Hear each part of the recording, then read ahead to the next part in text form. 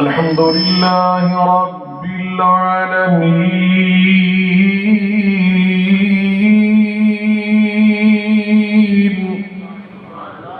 والصلاة والسلام على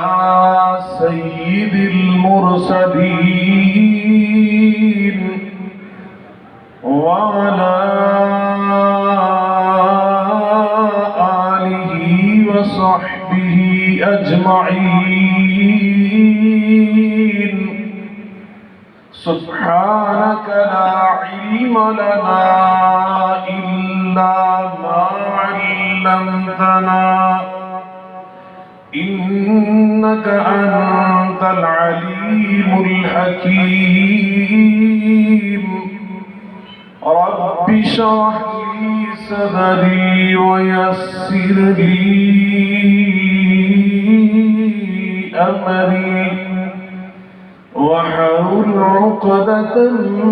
من لساني يفقهوا قولي. أما بعد فأعوذ بالله من الشيطان الرجيم. بسم الله الرحمن الرحيم. هو الذي بعث في الأميين رسولا منهم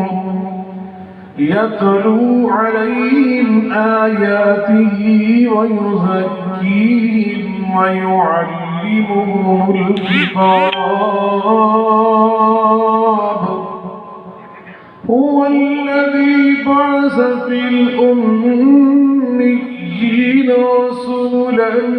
منهم يتلو عليهم آياته ويزكيهم ويعلمهم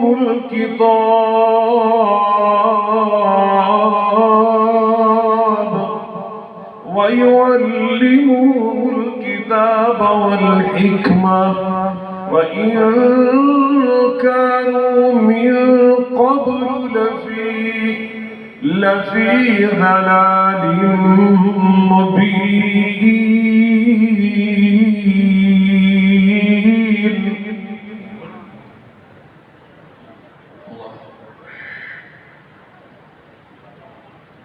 ہر قسم کی حمد و ثنا اللہ رب العالمین کی ذات بابرکات کے لیے. بے شمار درود و سلام ہم سب کے ہادی و رہنما جناب محمد مصطفیٰ احمد مجتبیٰ صلی اللہ علیہ وآلہ وسلم کی ذات گرامی پر ہوں. صدر دی وقار حضرت استاد العلماء مولانا سردار علی سردار صاحب دامت برکاتہم العالیہ، مدیر اعلیٰ جامعہ مدنیہ پاک پتن، علماء کرام، قائدین اعظام، بزرگان من، برادران ملت، لائق صد احترام میری ماں اور بہنوں، جامعہ مدنیہ کی سالانہ کانفرنس میں شریک ہونے کے بعد میں اللہ تعالیٰ کا بے پناہ شکر ادا کرتا ہوں اور دعا گو ہوں اللہ تعالیٰ کانفرنس میں حاضری کو، ہماری شرکت کو شرف قبولیت عطا فرمائے. اس ادارے کو اللہ قیامت تک آباد فرمائے. جو ہونہار بچے یہاں زیر تعلیم ہے، اللہ سب کو ہماری قوم کے لیے روشنی کے مینار بنائے. اپنے والدین کے لیے، اپنے خاندانوں کے لیے ان کو اللہ تعالیٰ راحت کا اور اطمینان کا باعث بنائے. اور حضرت کی اساتذہ کی جو محنت ہے اللہ اس پر انہیں سب کو اجر عظیم عطا فرمائے.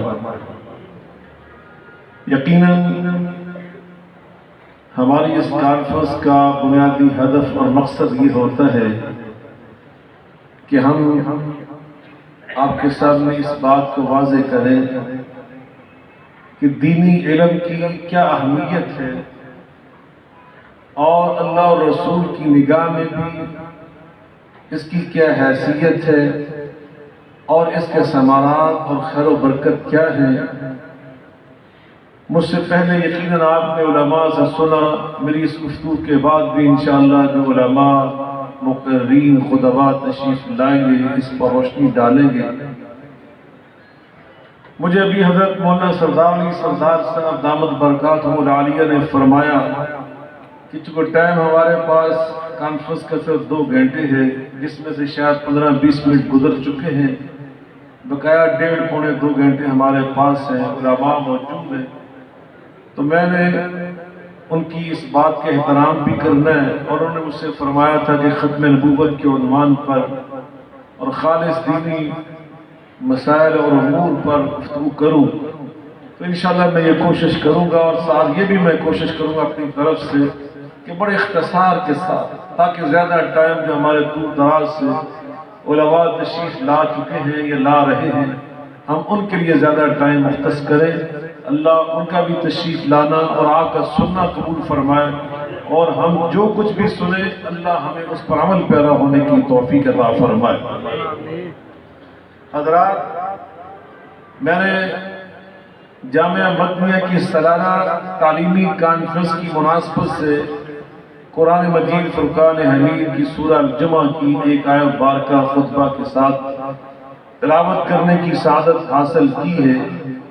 جس میں اللہ تعالیٰ ارشاد فرماتے ہیں کہ عرب کا معاشرہ بالکل بگڑا ہوا تھا، وَإِنْ كَانُوا مِنْ قَبْلُ لَفِي ضَلَالٍ مُبِينٍ، بگڑے ہوئے لوگ تھے، کھلا گمراہ تھے۔ آپ عقیدے کے لحاظ سے ان کی گمراہی کا حال دیکھیں کہ عین بیت اللہ کے اندر 360 بت رکھے ہوئے تھے، لات و منات و عزا ہبل ان کے بت جو تھے وہ عین بیت اللہ شریف کے اندر تھے، اور آپ سب کے علم میں فتح مکہ کے دن ان بتوں کو نبی کریم صلی اللہ علیہ وسلم نے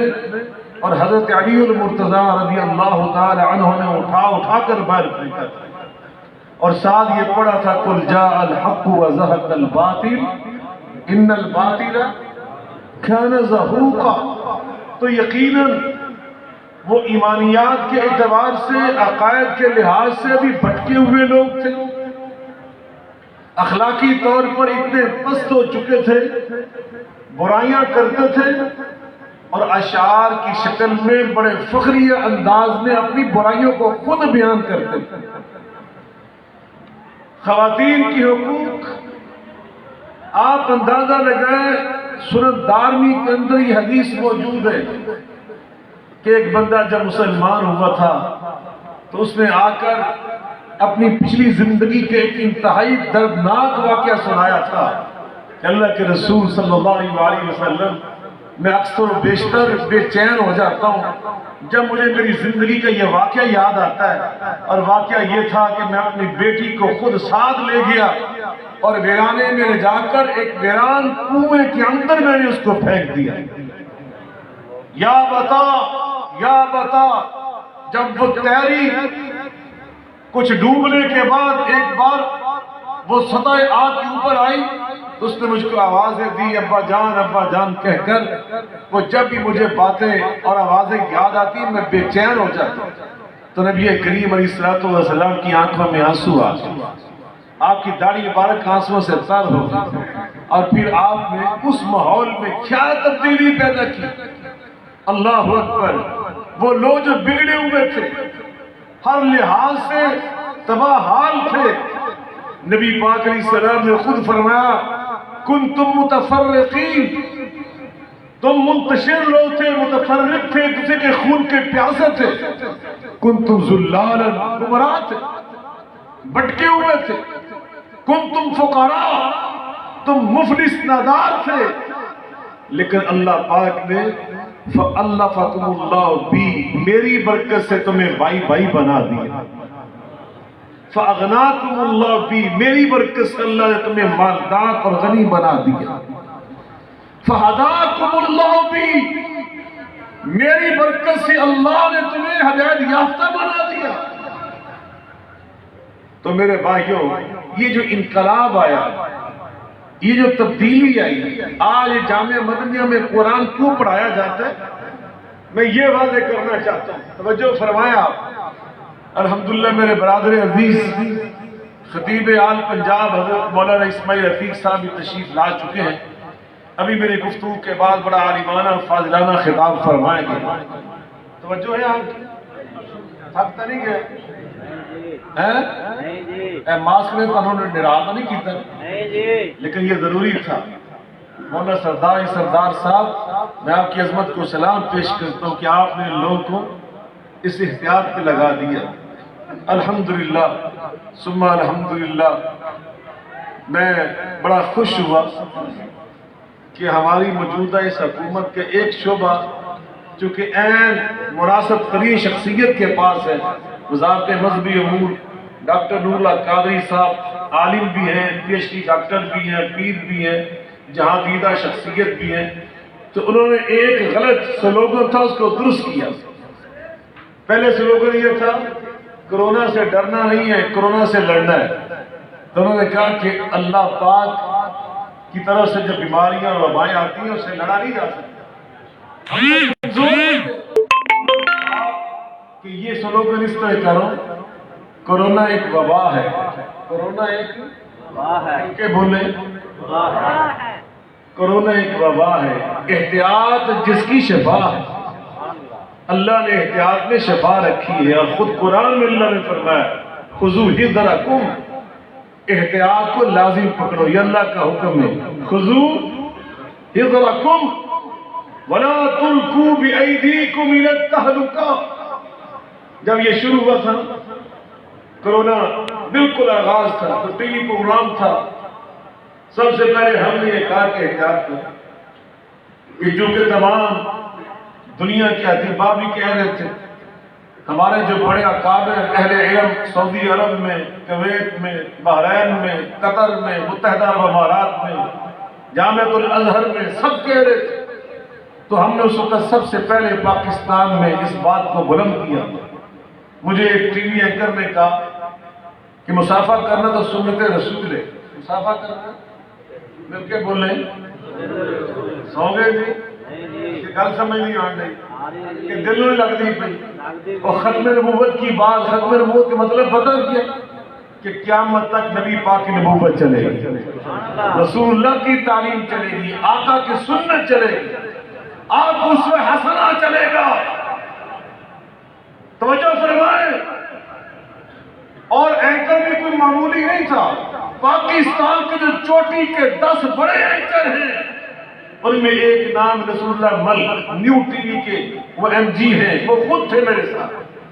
انہوں نے کہا کہ یہ تو ایک یوں لگتا ہے سازش ہے۔ انہوں نے سوال بنانے کے لیے کہا تھا کہ جواب ملے، کہا جناب یہ مسافہ چھڑا رہے اور مسافہ کرنا سنتیں مل کے بولنے، دیکھ لو یار اچھی طرح رسول اللہ کی گل میں تھے کرنے تو نہیں ادھر۔ اب کسی نے آنا میں بھی جاؤں گا تو آپ ادھر دیکھیں گے، نہیں آپ کدھر دیکھیں گے، شخص یہاں بیٹھا وہ اللہ رسول کی باتیں آپ کو سنا رہا،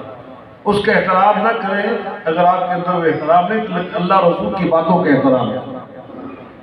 اگر آپ توجہ سے سنیں گے تو آپ کو بات سمجھ جائے گا۔ مسافہ کرنا مل کے بولیں انشاءاللہ، مسافہ کرنا سنت رسول ہے۔ تو میں نے اس سے کہا کہ مسافہ کرنا سنت رسول ہے،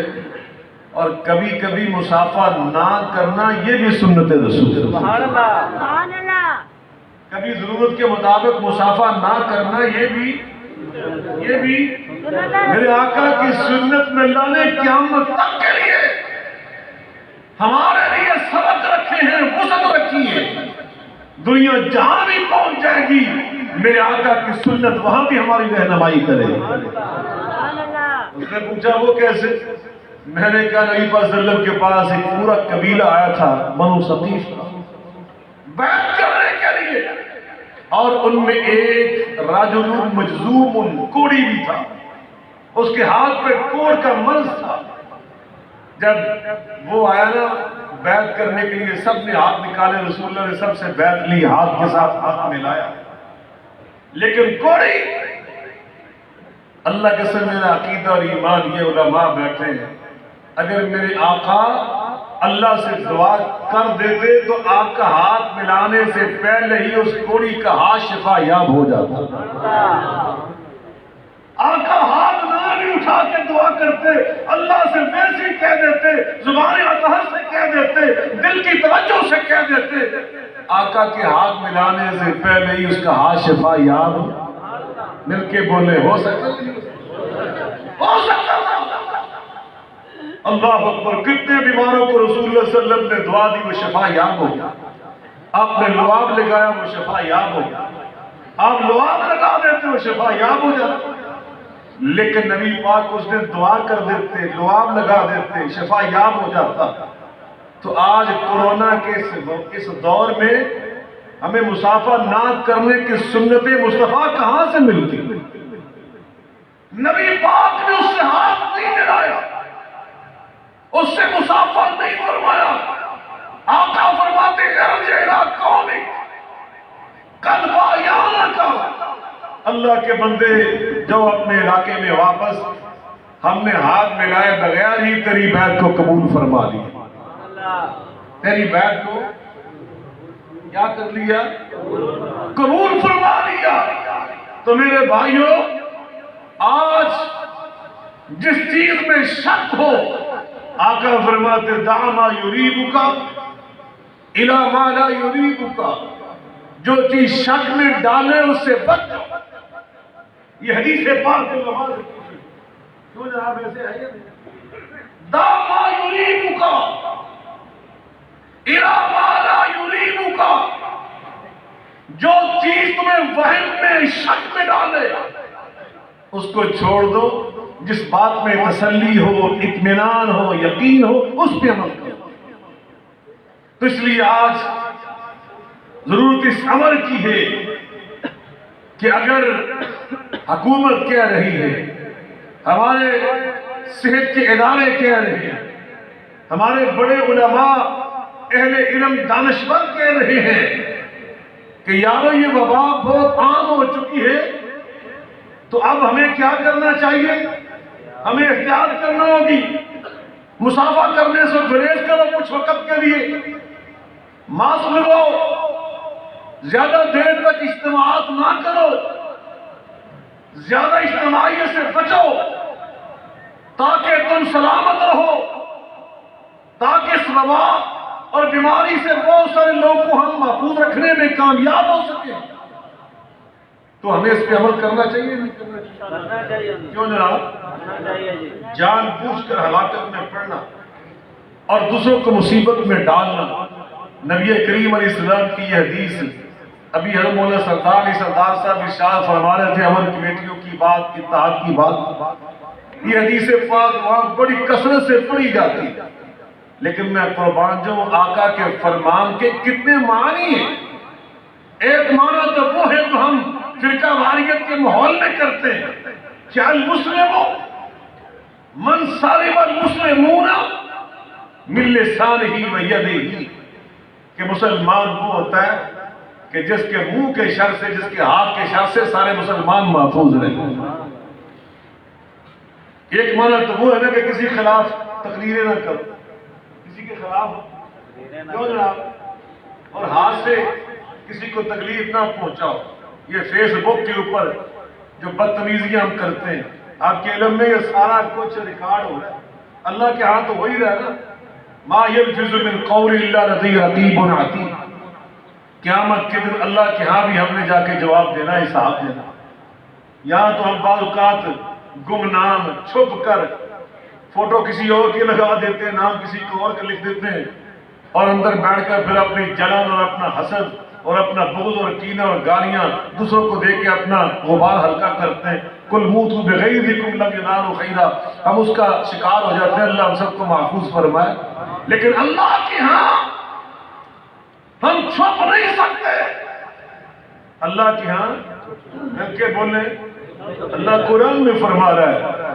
ان الذين يخشون ربهم بالغيب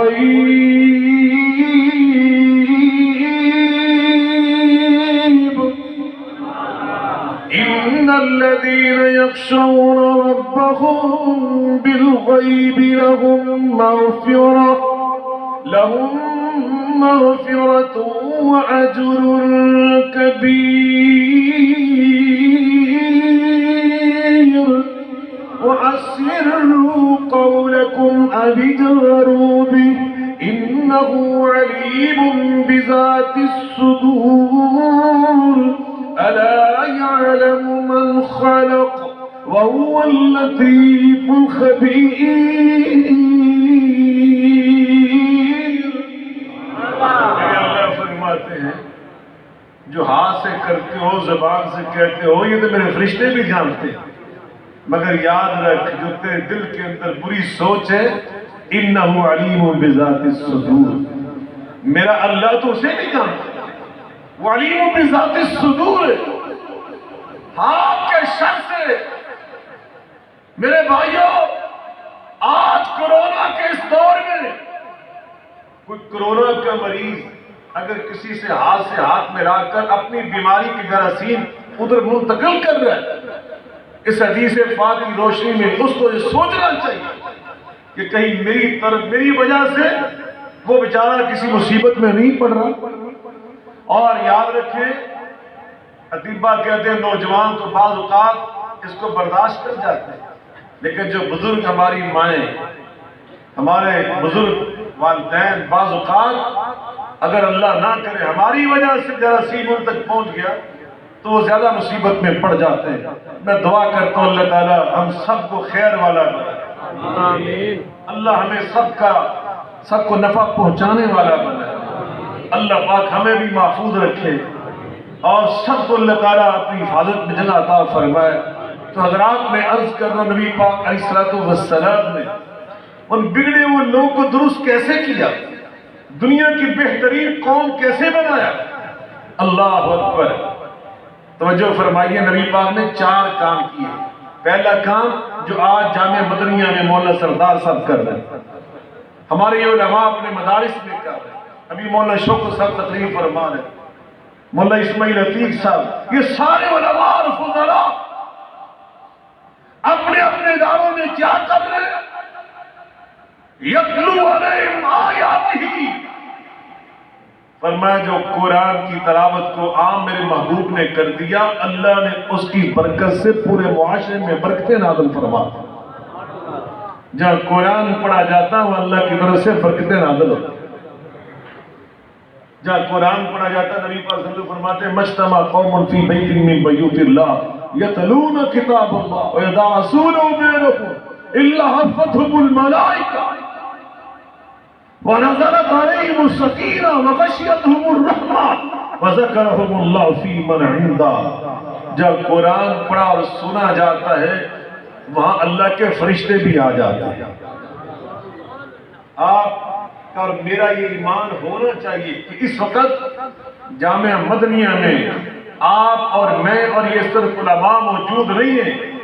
میں اللہ کی قسم اٹھا کر کہتا ہوں نبی پاک نے چونکہ فرمایا اس لیے میں نے قسم اٹھائی ہے، پھر قسم اٹھا کے کہتا ہوں اللہ کی قسم اس وقت جامعہ مدنیہ میں میں اور آپ صرف نہیں ہیں، اس وقت اللہ کے فرشتے بھی یہاں پہ موجود ہیں۔ اگلی بات بھی سنا کیا رہے دو جب فرشتے آتے ہیں نا ان کو دیکھ کر اللہ اس قرآن میں فرماتا ہے انی ارا ما لا ترون، شیطان اور اس کے چیلے وہاں سے دوڑ لگا دیتے ہیں۔ ایک جگہ پر فرشتے اور شیطان اکٹھے نہیں ہوتے، جب فرشتے آتے ہیں تو شیطان دوڑ لگا دیتے ہیں۔ وہ حدیث آپ نے سنی نبی صلی اللہ علیہ وسلم فرماتے ہیں جب گھر والا اپنے گھر کا دروازہ رات کو بند کرتا ہے اور کہتا ہے بسم اللہ الرحمن الرحیم تو شیطان اپنے چیلوں سے کہتا ہے چلو آج اس گھر میں ہم داخل بھی نہیں ہو سکتے، اور اگر وہ بھول جائے اور کھانے کا ٹائم آ جائے نا اور وہ کھانا شروع کرتے کہتے بسم اللہ الرحمن الرحیم تو شیطان اپنے چیلوں سے کیا کہتا ہے بسم اللہ کی وجہ سے ہم تو یہاں پہ کھانے کے ایک لقمہ بھی نہیں لے سکتے، اور جہاں سے بسم اللہ پڑھی جائے شیطان تو وہاں سے بھاگ جاتا اور جہاں پہ اللہ کا پورا قرآن پڑھا جائے. کیوں جناب مولا اسماعیل لطیف صاحب میرا تو قرآن کے نام سنا دیں قرآن کی بارش کریں گے انشاءاللہ. اور جب آیت پہ آیت آئے گی تو فرشتوں کا نزول ہوگا, شیطان یہاں سے بھاگ جائے گا. اور میں تو آگے ایک بات سنا رہا ہوں آپ کو, آپ کا ایمان تازہ ہو جائے گا. اللہ تو اس سے اگلی بات فرماتے ہیں سورہ یونس میں فرمایا وَمَا تَكُونُ فِي شَأْنٍ وَمَا تَتْلُو مِنْهُ مِنْ قُرْآنٍ. یار آواز ہی تیری کھول دی کس کی طرح لیا کھولے لوں. وَمَا تَكُونُ فِي شَأْنٍ وَمَا تَتْلُو مِنْهُ مِنْ قُرْآنٍ وَلَا تَعْمَلُونَ مِنْ عَمَلٍ إِلَّا كُنَّا عَلَيْكُمْ شُهُودًا إِذْ تُفِيضُونَ فِيهِ وَمَا يَعْزُبُ عَنْ رَبِّكَ مِنْ مِثْقَالِ ذَرَّةٍ فِي الْأَرْضِ وَلَا فِي السَّمَاءِ وَلَا أَصْغَرَ مِنْ ذَلِكَ وَلَا أَكْبَرَ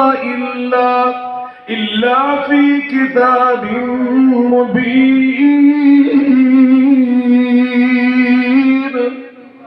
اللہ فرماتے ہیں جہاں قرآن پڑھا جاتا ہے, اگر آپ نے توجہ سے سورہ یونس کی اس آیت کا مفہوم سنا نا